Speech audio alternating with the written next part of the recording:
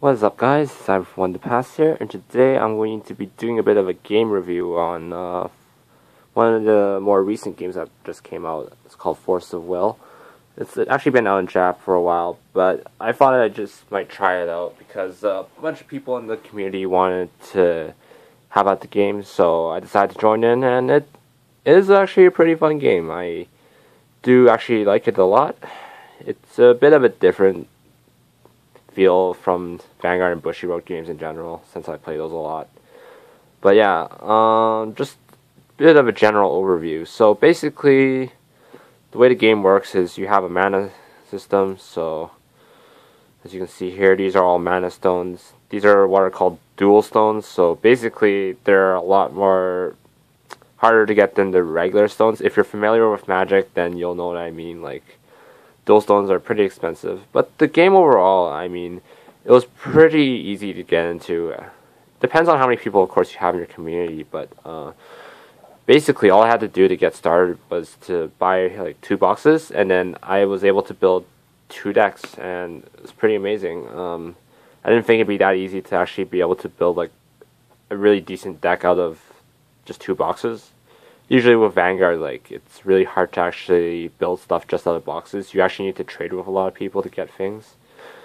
But yeah, I built myself an Alice deck and a Little Red deck. Right now, with what just came out, it's Grim Cluster. So basically, it's a bunch of fairy tales, and I do like this. The artwork is pretty nice too, and just the way that you actually get all the boxes and stuff. All the cards and stuff, it's actually like not that hard to get like full set. So getting into the game, it's not that hard. If you have a bit of money, spend like maybe $300 or so, then you can get yourself a pretty decent start into the game, and then just get enough cards to start trading around. That's usually how the game starts with community. The major concern would obviously be trying to continue playing the game, like, because some people eventually get bored of the game and they stop playing. So that's the only thing you have to really be careful about if you're trying to start up a game. Not just Force of Will, just any game in general. But I feel like the game has a lot of potential, and that it will be a pretty decent game in the future. But yeah, just with the game itself right now, the one thing I like about this game is that deck building is actually a lot more interesting. Like, with Vanguard, your deck building is pretty simple. Like, you just build stuff from a single clan. But for this, you can put like almost any cards together like as you want. Like, you can see here, I'm playing like bit of blue, bit of black, bit of red. This is a Alice deck, so it's pretty heavy on control. Control is actually pretty decent in this format, I feel, just because like it has a lot more better matchups. It deals pretty decently with aggro. Has some late game too. Although you don't want this, for this deck at least, I feel like you don't want the game to drag on too long, because if it does, then you're gonna start having, well, no, I guess like you have enough tools to actually deal with a lot of stuff. But I feel this is like more a mid-late game deck. But yeah, regarding staples, there is right now one card that's a staple, and that is Cheshire Cat. More collectively known as Booty Cat for certain reasons that I think you can sort of see on the card. But yeah, this card is pretty expensive. It's like $30 each. So basically the equivalent of a dote, if you will, in Vanguard terms. That's how expensive this is. It's pretty much the same value as like a perfect guard, like card wise. The reason why this card is so good is because you get to draw cards, and then you get to basically stack your deck back. And then it adds a lot of consistency to the deck. It also can recycle itself.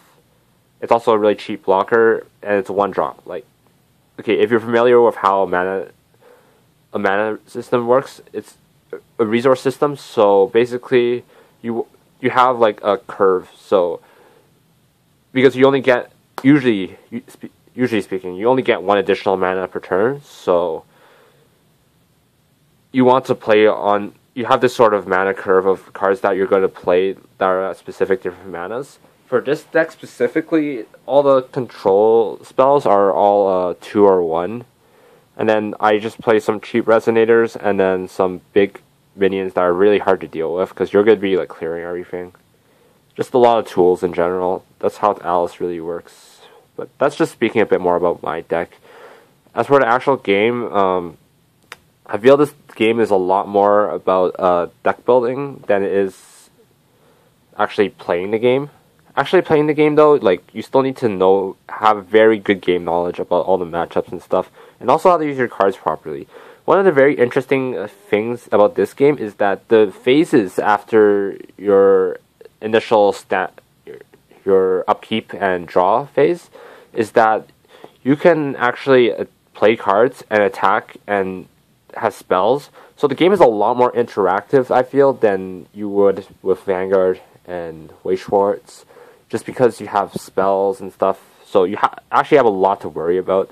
You also have a resource system. I always really liked resource systems because they how do you say this? It adds another sort of dimension to the game, and it just makes it so that you can't just flood. Your hand isn't the only thing that you have to worry about. You actually have to worry about like how much things cost. So it adds a lot more depth into deck building. So I feel that's pretty good, and it's a really good change from Vanguard because for me, like Vanguard, the most important thing was actually playing the game. Deck building is not extremely important. It is important, but like it's not the most important thing. Unless you're like skipping like staples and stuff, then that's pretty bad. Another good thing about this game is that compared to Magic, one of the reasons I don't play Magic actually is because you can get mana screwed so easily. It's sort of stupid. The Magic Stones all go in a different deck, so they don't actually go in the same deck as your main deck. You have a 10-card Magic Stone deck that can be 10 to 20, of course, but most people just run 10 for consistency purposes, since you mostly want to run like dual stones. So yeah, most people just run dual stones, just so it gives you a lot more options with deck building. Although people do play monocolor, that monocolor is fine. It's just that playing usually why black red is so strong is because black and red give you like some of the strongest removals in the game. What's it called? This card, Stoning to Death, basically lets you like kill anything, destroy target resonator. So resonators are basically like your monster cards, if you will. The battle system works very similar to Yu-Gi-Oh! Except, well, not really. You can... Basically how it works is that it's basically, honestly, like a magic system. Like, in that this attack defense is honestly more like attack and toughness. So it's 0-2 pretty much. And this would be like 7-5. Mephistopheles is 15-15. You can block attacks, so you lose the game by... You have 4,000 life points each player, so you basically lose the game by going to 0 life points or decking out. Either two. I don't believe there's any like win condition cards, so that's not too much to worry about. And yeah, honestly, the Magic Stones aren't too expensive. Like maybe, I think Scorched Bales is worth a lot, just because Black Red is like the best. The special stones are also worth a bunch. The true Magic Stones, basically, it's of one color specifically. Blue is fine because, well, mainly it's because the interaction with this card. This card is a very special card. It's called a Ruler. So basically, your Ruler is what lets you at the beginning of your turn, you tap it, gain a mana, and then usually once per game, you can activate. You can do what's called a J activate. So as you can see here, there's a certain condition to J activate. So basically, what J activate does is it turns your Ruler from this into a J Ruler. So J Ruler has more different abilities, and more noticeably, it usually will have an attack or defense. There are some exceptions to this, but it's not really it's only a few cards. If I remember correctly, Kaguya, and yeah. There's also some cards that are just solely rulers. One of the most notorious examples being Grim. I think he might be the only one. But basically, Grim, because his ability is so good, he doesn't even have a J-activated side. This is called J-activated side. This is called ruler side. You start out the game with this side. But yeah, it makes it feel like it makes you feel like you have a commander almost. But it doesn't really matter if she dies really per se, except that you can't go back into the state again. So yeah, it does add like some sort of tempo, I guess you could say, to the game. And it also makes you think a lot, like when you want to actually activate. Depends on the deck, honestly. But this game, honestly, I believe it has a lot of potential, just because like of how many possible decks you can actually build. Like, doesn't matter how many rulers you have, you can build so many different types of decks. Of course, some are more viable than others. Grim, I believe, is top tier just because like he's so consistent. It's almost insane. Yeah, I don't know too much about the game. I'm just very familiar with TCGs, so I can say a lot about how the games work. I've never been much of a Magic player myself, so it's a pretty nice experience. I do like it a lot more than Magic. I don't think I could play Magic, unfortunately, just because it's way too many cards that are out. I can't. The only way for me to really build a deck is, unfortunately, to have all the cards in front of me. And that is usually not cheap, because I need to get a few boxes to do that. But yeah, I pretty much built this deck just by looking at cards and then playtesting it a bit, see what goes right, what goes wrong, see what kind of adjustments you can make to it. So yeah, overall, definitely recommend trying out this game. I will do a bit more content once I become more knowledgeable of this game. As you can see right now, I'm not very knowledgeable about Force of Will.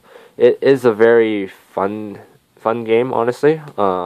Games can either be very short, if you're playing against aggro decks, or you just get absolutely bricked and your opponent decimates you, or you can have very like long, nice games. Although sometimes they're not very nice, they get very frustrating because usually the reason why some games can go so long is that you have two people like turtling it out, and then you just have all the control spells going off, and it's just kind of crazy. But yeah, I do very much enjoy this game, so I think I'll keep playing it. I'll see how it goes. You might see a bit of content up in my channel. I'm not very knowledgeable about the game, so I might get some other people that are locals to like do some content as well, and I might do some more content as I understand the game a bit better. But yeah, that's about it for this video. Let me know what you guys think about Force of Will. I know some of you guys play it. I know most of the viewers here are Vanguard or Weiss Schwarz or ZX. WeCross.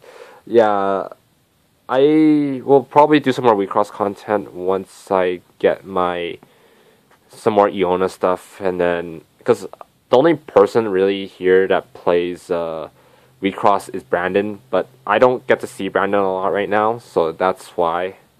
But yeah, that's about it for this video. I'll talk more in the future video. Hopefully we'll have Force of Will content up on here. I will really like the game. It's a very fun game. But yeah, thanks for watching. I'll see you guys next video. Later.